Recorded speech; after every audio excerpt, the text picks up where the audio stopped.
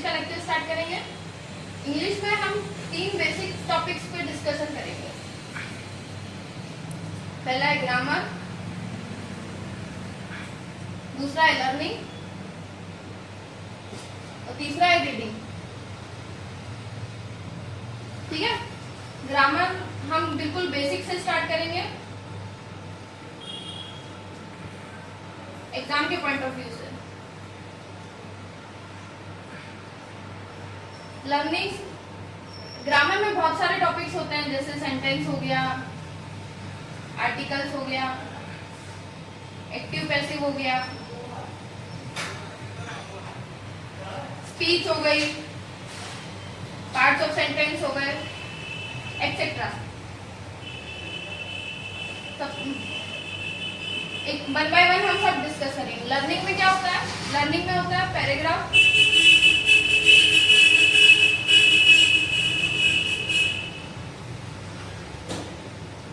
Vocabulary, सबसे main होती है vocabulary.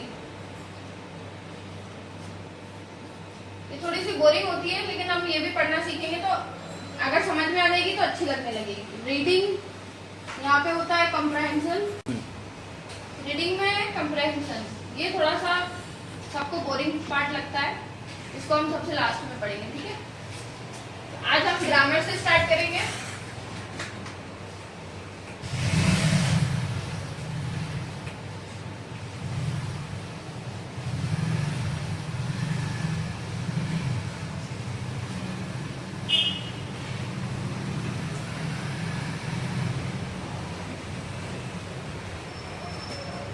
Sentence,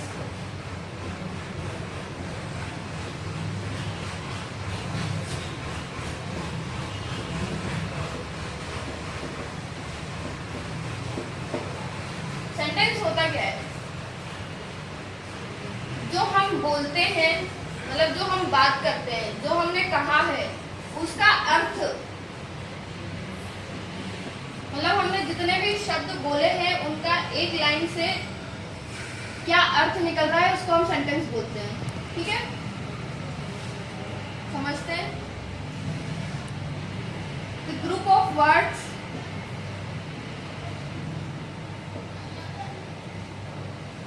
which makes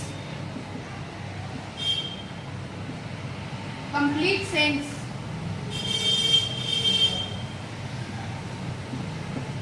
is known as a sentence।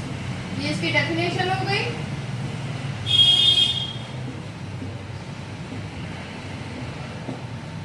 शब्दों का ऐसा समूह जो एक मतलब निकालता हो, जो हमें समझ में आता हो, उसको हम सेंटेंस बोलते हैं। ठीक है, हम क्या करते हैं कि हम, मतलब जो हम बात करते हैं, जो हम कहते हैं, जो हम समझा सकते हैं किसी को, जो हमारी फीलिंग से जो हम बोल सकते हैं, उसको हम सेंटेंस बोलेंगे। एक शब्द, लाइन से जो शब्द लिखे गए हैं जिनका मीनिंग निकलता हो, जैसे एग्जाम्पल हम समझते हैं, Rohan is a good boy. ये एक सेंटेंस है, ये ग्रुप ऑफ वर्ड्स है। Rohan is a good boy, ये ग्रुप ऑफ वर्ड्स हमने लाइन से लिखा है, एक के बाद एक ऐसे लिखा है जैसे हमें समझ में आ रहा है। रोहन के बाद इज के बाद ए के बाद गुड, गुड के बाद बॉय। ठीक है, यहाँ पे अगर इनका हम सीक्वेंस बिगाड़ते हैं, रोहन, बॉय, गुड, इज, ए, तो इसका कोई मीनिंग समझ में नहीं आएगा। ठीक है, तो कहने का मतलब ये है कि जो हमें समझ में आ रहा है, जिसका मीनिंग निकल रहा है, उसको हम सेंटेंस बोलते हैं। अब सेंटेंस कितने टाइप के होते हैं?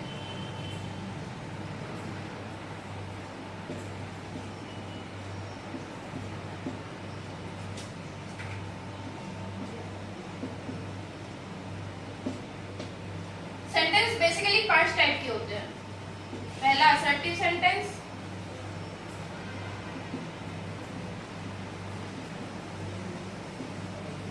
दूसरा इंटरोगेटिव,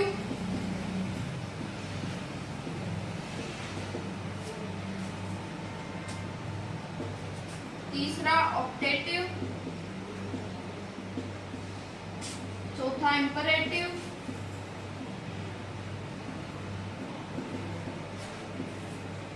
पांचवा एक्सक्लेमेटरी।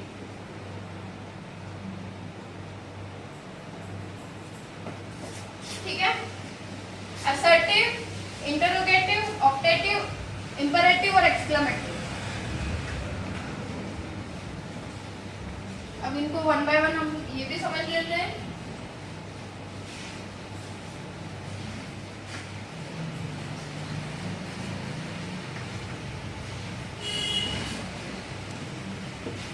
फर्स्ट हम देखते हैं असर्टिव सेंटेंस।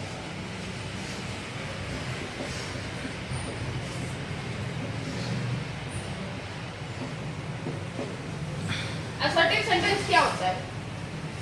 ऐसे सेंटेंसेस जिनमें सिर्फ हम बोलते हैं, जिसमें मतलब कहने का मतलब जिसमें कोई बोल्ड मीनिंग हो, मतलब जैसे बोलूं कि इसको एग्जांपल से हम समझते हैं, फिर डेफिनेशन बताऊंगी।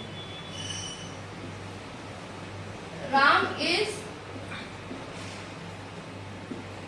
गोइंग, ऐसे सेंटेंस मतलब राम इज गोइंग, इसमें क्या हो रहा है? राम जा रहा है। राम कहाँ जा रहा है ये हमें नहीं पता, राम क्यों जा रहा है ये भी हमें नहीं पता, राम कहाँ जा रहा है ये भी हमें नहीं पता। ठीक है, सिर्फ वो जा रहा है। तो ऐसे सेंटेंसेस जिनमें कोई बोल्ड मीनिंग हो या दृढ़ संकल्प हो, उसको हम असर्टिव सेंटेंसेस बोलते हैं। डेफिनेशन देख लेते हैं। The sentence in which there is only statement,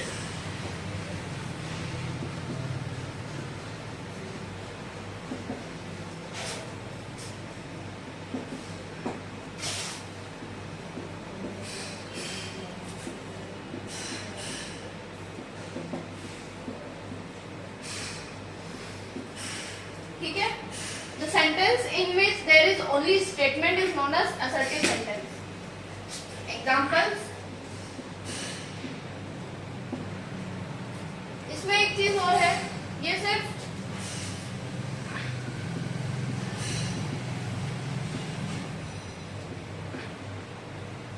singular forms के साथ यूज होता है।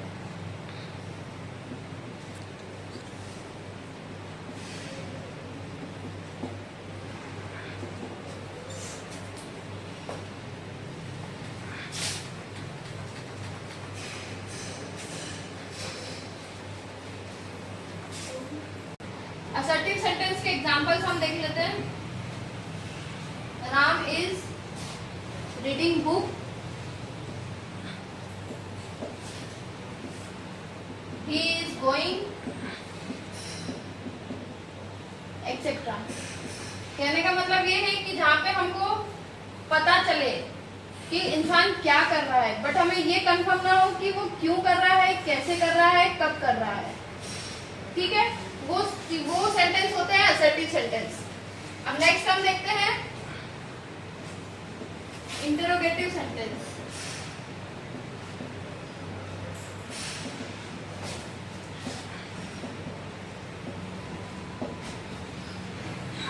इंटरोगेटिव सेंटेंस ऐसे सेंटेंस होते हैं जिसमें हम किसी से सवाल कर रहे होते हैं या हमारे मन में जो फीलिंग्स होती है वो ऐसी होती है कि हम किसी से कुछ पूछ रहे होते हैं। ठीक है,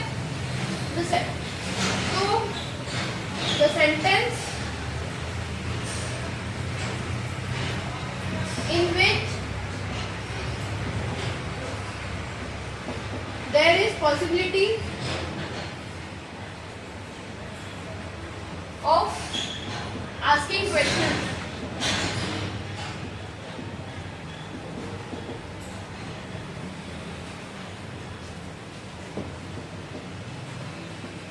is known as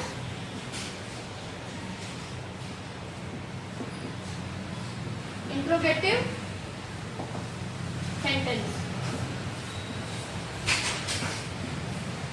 Example: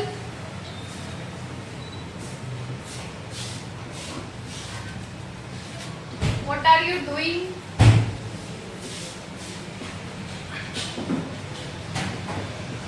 Who is this man?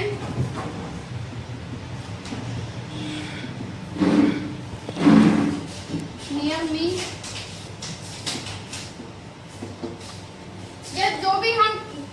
सवाल करते हैं, जो भी पूछते हैं वो सारे किस में आएंगे, इंट्रोगेटिव सेंटेंस में आ जाएंगे।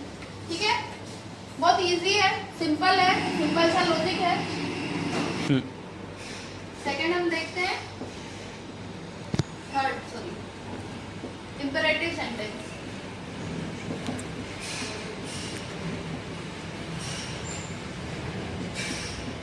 ऐसे सेंटेंसेस जिसमें आज्ञा मतलब या कमांड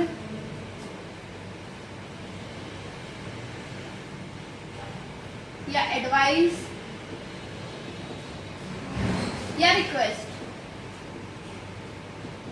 जिसमें हमको ये लग रहा है कि किसी ने हमें कमांड किया है, किसी ने हमें एडवाइस दिया या किसी ने हमसे रिक्वेस्ट की है, वो सेंटेंसेस इंपेरेटिव सेंटेंसेस में आते हैं। द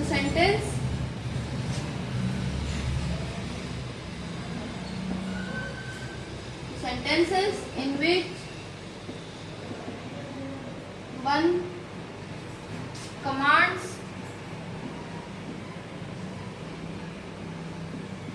obey, request और एडवाइस।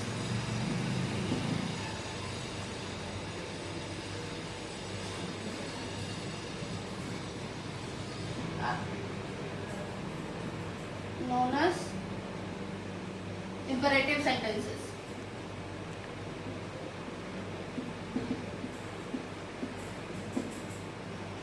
प्रैक्टिस करोगे, सेंटेंसेस देखोगे तो समझ में आ जाएगा ये कौन सा सेंटेंस है, ये कौन सा नहीं है।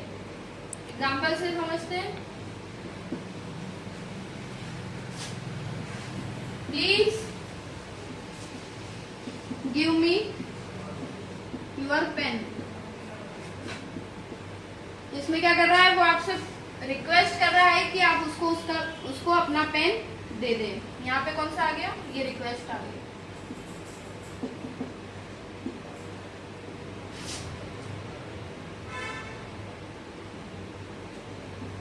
Go to class and do your work। इसमें क्या हो गया, ये आपको कमांड हो गया।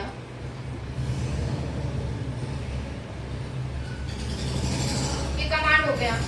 जहाँ पे रिक्वेस्ट हो गई, जहाँ पे रिक्वेस्ट हो गई, जहाँ पे एडवाइस हो गई, जहाँ पे कोई ओबे, आपने किसी से कुछ कहा और उसने आपकी बात मान ली, ये ओबे होता है। ठीक है, तो ऐसे सेंटेंसेस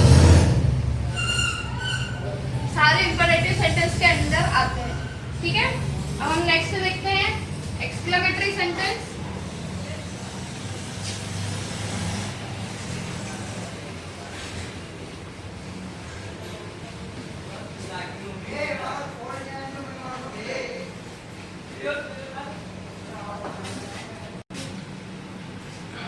नेक्स्ट हम देखते हैं एक्सक्लेमेटरी सेंटेंस। एक्सक्लेमेटरी सेंटेंस में क्या होता है, sudden emotions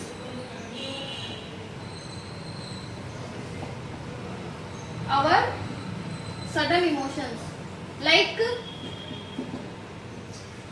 anger, happiness or doubt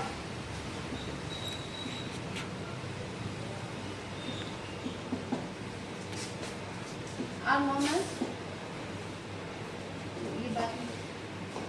मतलब कहने का ये है कि अपने सडन इमोशंस, जैसे गुस्सा हो गया, खुशी हो गई,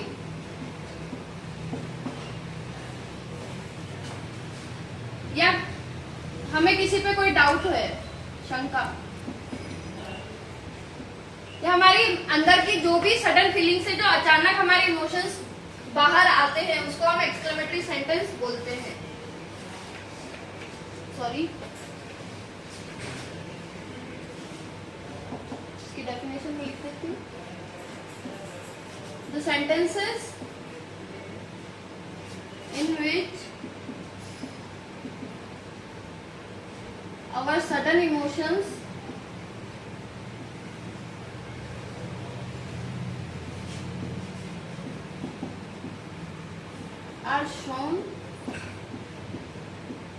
are known as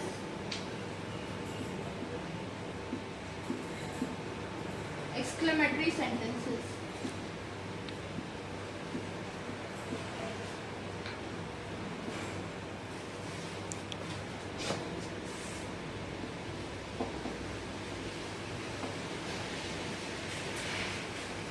Examples: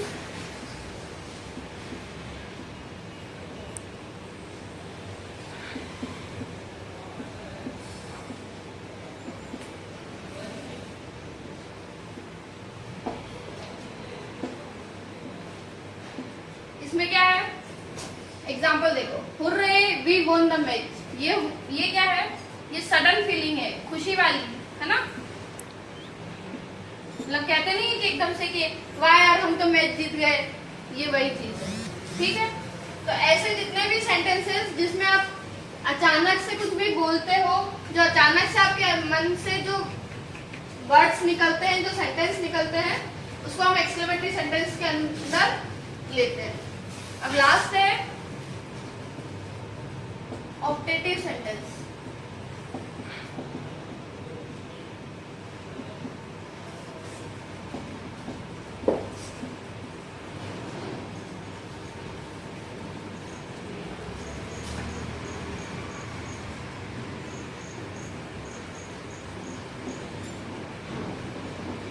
The sentences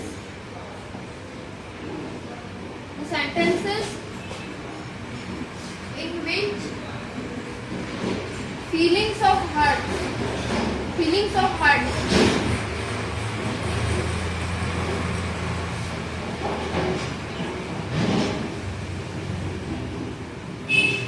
is shown is known as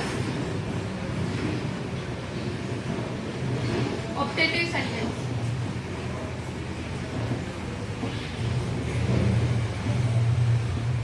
अब इसमें क्या है? इसमें भी हार्ट्स की वो चीज, चलो एक चीज समझो, एक्सक्लेमेटरी में क्या है?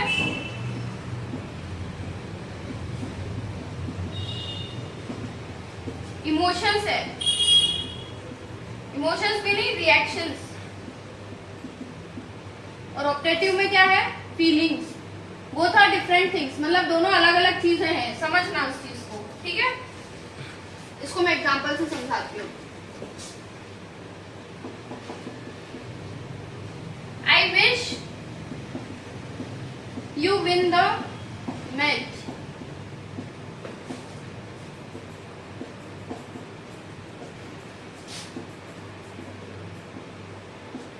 I will pray for your safe journey.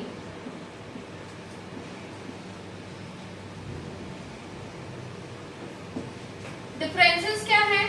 I wish you win the match, इसमें क्या है कि मैं प्रे करता हूँ, मैं चाहता हूँ कि मैं चाहूंगा कि तुम ये मैच जीतो, मतलब मैं प्रे करूंगा कि तुम ये मैच जीतो। I will pray for you for your safe journey, मैं दुआ करूंगा कि आपकी यात्रा अच्छी हो, सेफ हो।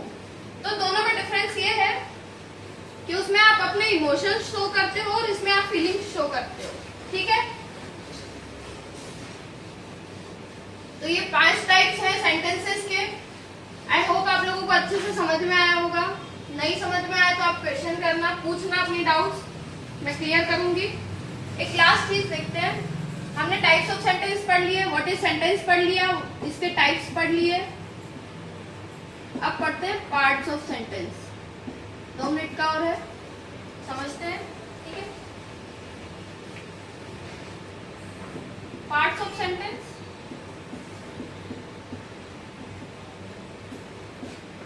तो सेंटेंस में 2 पार्ट्स होते हैं। पहला होता है सब्जेक्ट और दूसरा होता है प्रेडिकेट।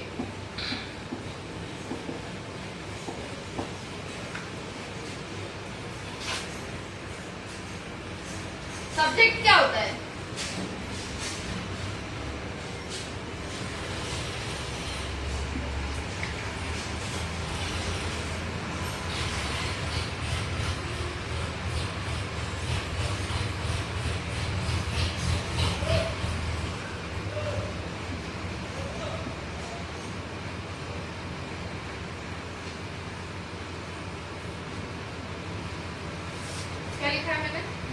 बारे में बात हो रही हो उसको हम सब्जेक्ट बोलते हैं।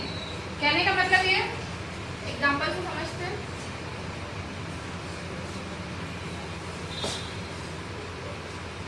Ram is doing his work. तो यहाँ इस सेंटेंस में किसके बारे में बात हो रही है? राम के बारे में। तो ये जो राम हो गया, ये क्या होगा? ये हमारा होगा सब्जेक्ट। ठीक है। तो बाकी का ये जो बचा हुआ पोर्शन है सेंटेंस का, ये पूरा ये होगा हमारा प्रेडिकेट।